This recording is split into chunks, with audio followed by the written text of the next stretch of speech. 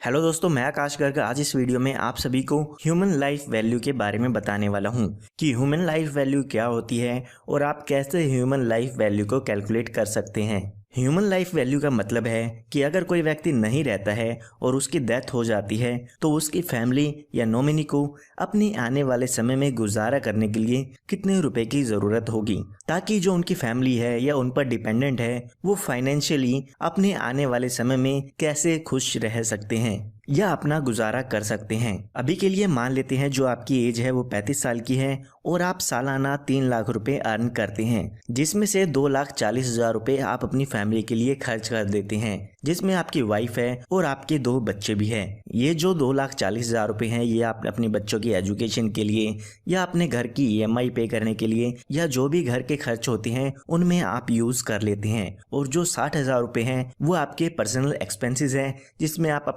अपनी सेविंग्स कर सकते हैं या जो भी आपके ट्रैवल एक्सपेंसेस हैं वो आप करते हैं। तो यहाँ पर अगर हम इस बात को समझें कि अगर इस व्यक्ति की डेथ हो जाती है तो यहाँ पर किस किस तरह की नुकसान इसकी फैमिली को हो सकते हैं। तो यहाँ पर आपकी इस उम्र में डेथ हो जाती है तो आपको अंदाज़ा लगाना होगा कि आपके ना रहने पर जो आपकी फैमिली के एक्सपेंसेस हैं 2,40,000 रुपये हर साल की, वो आपकी फैमिली को कहाँ से मिलेंगे। हो सकता है आपने कहीं इन्वेस्टमेंट की हुई हो, वहां से आपको 2,40,000 रुपये आपकी फैमिली को हर साल मिल सके। हो सकता है आपके पास कोई एक्स्ट्रा घर हो जिसका रेंट आपकी फैमिली को मिलता रहे और वो अपना गुजारा करते रहें। या ऐसा भी हो सकता है कि आपने कहीं मंथली इनकम स्कीम में इन्वेस्ट कर रखा है जिससे आपकी फैमिली को 2,40,000 रुपये अपने घर खर्च के लिए हर साल मिलते रहें। लेकिन मान लेते हैं अगर आपने कहीं भी कोई भी ऐसी इन्वेस्टमेंट नहीं कर रखी है तो आपकी फैमिली को अपने घर खर्च के लिए 2,40,000 रुपये कहाँ से मिलेंगे।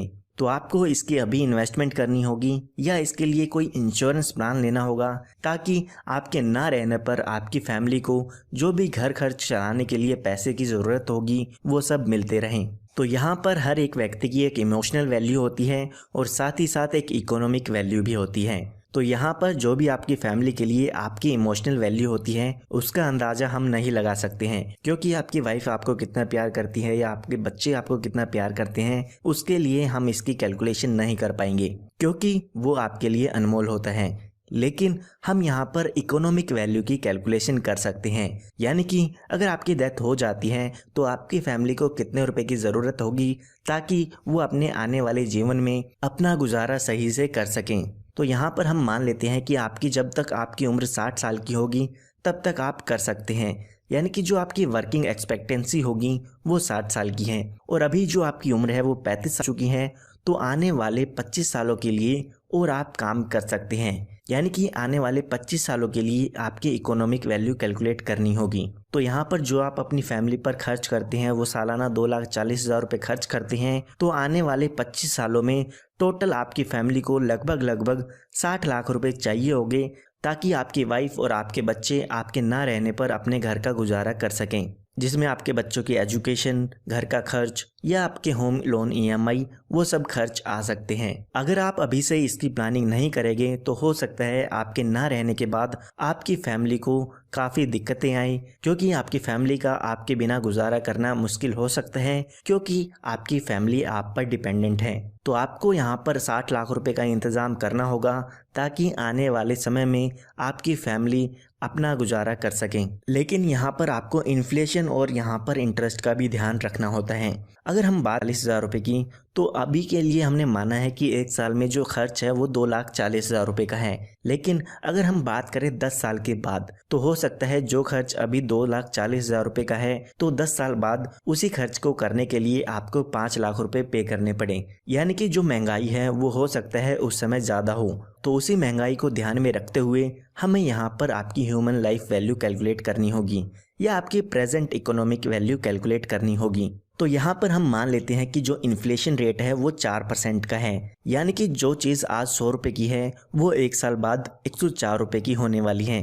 आप अपना ही अंदाज़ा लगा सकते हैं, जो चीज़ आपको 10 साल पहले सस्ती मिलती थी उसका रेट अब कितना हो चुका है। तो यहाँ पर आपको इन्फ्लेशन को ध्यान रखना होगा ताकि आप एग्जैक्ट प्रेजेंट वैल्यू कैलकुलेट कर सकें जो आपकी फैमिली को ज़रूरत होगी। इसी के साथ साथ आपको इंटरेस्ट रेट भी यहाँ पर ध्यान रखना होगा। मान लेते हैं अभी आपकी डेथ हो जाती है और आपकी फैमिली को 60 लाख रुपए मिल जाते हैं, तो ऐसा नहीं होने वाला है कि आपकी फैमिली उसको कैश में अपने पास रखेगी।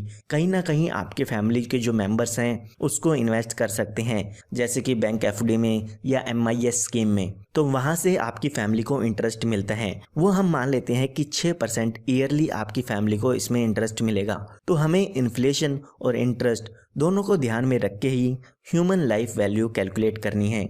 तो यहाँ पर अगर हम देखते हैं कि 6% का आपको इंटरेस्ट मिलेगा और 4% का इन्फ्लेशन रेट है, तो आपको यहाँ पर लगभग 2% ईयरली मिलेगा। तो अगर हम यहाँ पर 2% के हिसाब से कैलकुलेशन देखते हैं तो हमें पहले आपके 2% के हिसाब से आने वाले 25 सालों के लिए प्रेजेंट डिस्काउंटेड वैल्यू इसकी देखनी होगी।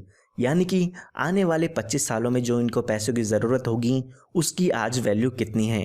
आज हम कितना पैसा अपनी फैमिली को दें ताकि वो आने वाले 25 साल अपना गुजारा कर सकें, तो वो हमें यहाँ पर कैलकुलेशन करनी होगी। तो आप यहाँ पर स्क्रीन पर एक टेबल देख सकते हैं जिसमें आपको प्रेजेंट वैल्यू डिस्काउंटेड फैक्टर देखने को मिल जाते हैं। तो अगर हम 2% का 25 साल पर अगर इसका फैक्टर देखते हैं तो वो होगा 19.914, यानी कि इसकी मदद से हम इसकी ह्यूमन लाइफ वैल्यू कैलकुलेट कर पाएंगे।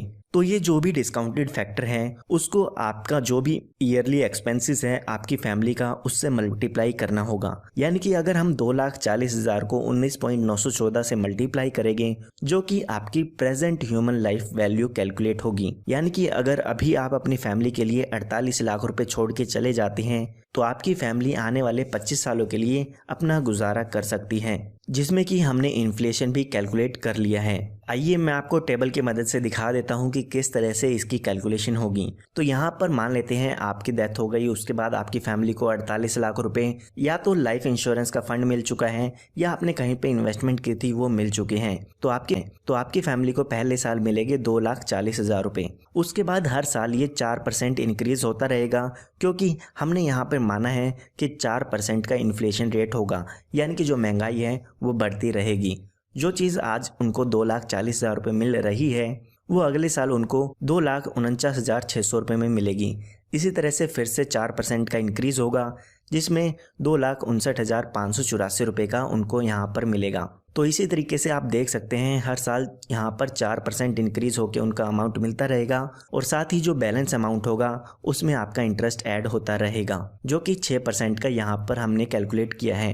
तो इस तरीके से उनका हर साल जो यहाँ पर अमाउंट है वो 4% से इंक्रीज़ होकर उनको मिलता रहेगा, जिससे वो अपना गुजारा कर सकते हैं। इसके अलावा अगर आप गूगल पे देखते हैं तो आपको ह्यूमन लाइफ कैलकुलेटर भी देखने को मिल जाते हैं। उनकी मदद से भी आप ह्यूमन लाइफ वैल्यू कैलकुलेट कर सकते हैं। तो अगर ये व्यक्ति 48 लाख रुपए का इंश्योरेंस ले लेते हैं तो यहाँ पर इस व्यक्ति की डेथ होने पर इसकी फैमिली को 48 लाख रुपए मिल जाते हैं, जिससे आने वाले समय में इसकी फैमिली और बच्चे अपना गुजारा कर सकते हैं। या अगर आप और कोई इन्वेस्टमेंट करना चाहे तो वो भी आप इसमें कर सकते हैं। तो उम्मीद करता हूँ आपको ह्यूमन लाइफ वैल्यू के बारे में समझ में आ गया होगा और आप अपनी ह्यूमन लाइफ वैल्यू खुद कैलकुलेट करके इसके बारे में आप अपनी इन्वेस्टमेंट प्लानिंग कर सकते हैं। फिर भी अगर आपको कोई डाउट है तो वो आप कमेंट में बता सकते हैं और आप गूगल पर ह्यूमन लाइफ वैल्यू कैलकुलेटर देख सकते हैं। उनकी मदद से आप अपनी ह्यूमन लाइफ वैल्यू कैलकुलेट आसानी से कर पाएंगे। मैं ऐसी ही वीडियोस आप सभी के लिए लाता रहता हूँ।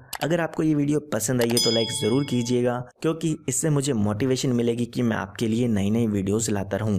धन्यवाद।